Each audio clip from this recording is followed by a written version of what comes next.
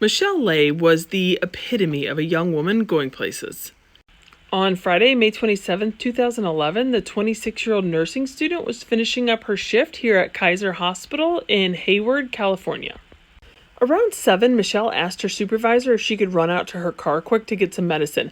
I was unable to figure out exactly what type of medicine she was looking for, but I'm assuming it was like a headache. Like she had a headache and just needed Tylenol or something like that. So her supervisor approves the request, but it wasn't until 9 o'clock when people actually noticed that she had not returned from that trip. Growing concerned, her supervisor goes out to the parking garage. You can imagine her supervisor was relieved when she saw Michelle's car driving towards her. She started waving, and the driver of the car throws it in reverse and hightails it out of there. With the confusion and concern, they decide to call the police. At first, on Saturday, her friend's family and the police were getting no response whatsoever. Then they started getting these cryptic messages like, I'm fine, my phone died, I need to find a charger, please stop bothering me, leave me alone, that type of thing. These types of responses from Michelle were totally out of character, though. Her friends and family knew something was very wrong. By now, it's almost 24 hours later, and police are able to get their hands on the surveillance footage from the hospital. They do see her leaving at 7 p.m. to go get the medicine out of her car like she had originally asked, but she did not come back. In the spot where her vehicle was a large pool of blood.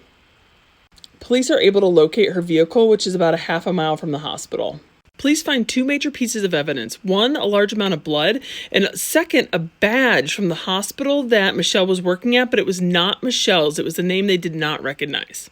So police look into this name badge, and it turns out it's for an employee who had not even started yet. It was stolen off her new boss's desk. While police are interviewing friends and family, 2 names start popping up. One is Scott Marzagon, and the other is Giselle Esteban. It turns out Giselle and Michelle were really good friends in high school, but had a falling out. Now, Giselle and Scott have a 5-year-old child together. So they bring Giselle in for questioning, and she's right off the bat super evasive, can't answer any questions about when the last time she spoke to Michelle, and she was very early ruled a suspect just because of her shadiness, quite honestly.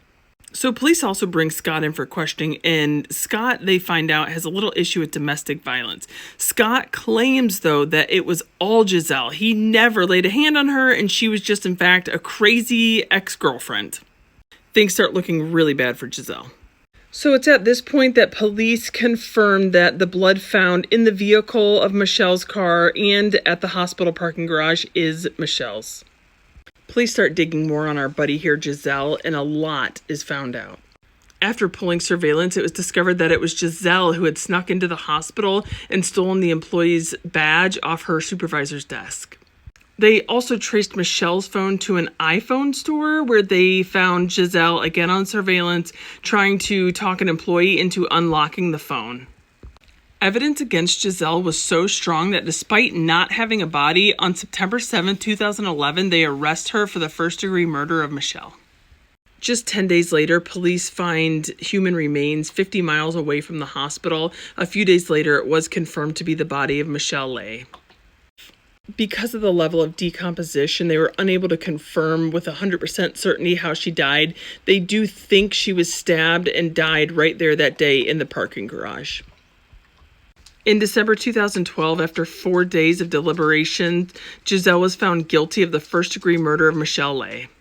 She was sentenced to 25 years. Be careful out there, guys, and remember your ABCs. Be aware of your surroundings, be brave if you're uncomfortable, and be careful.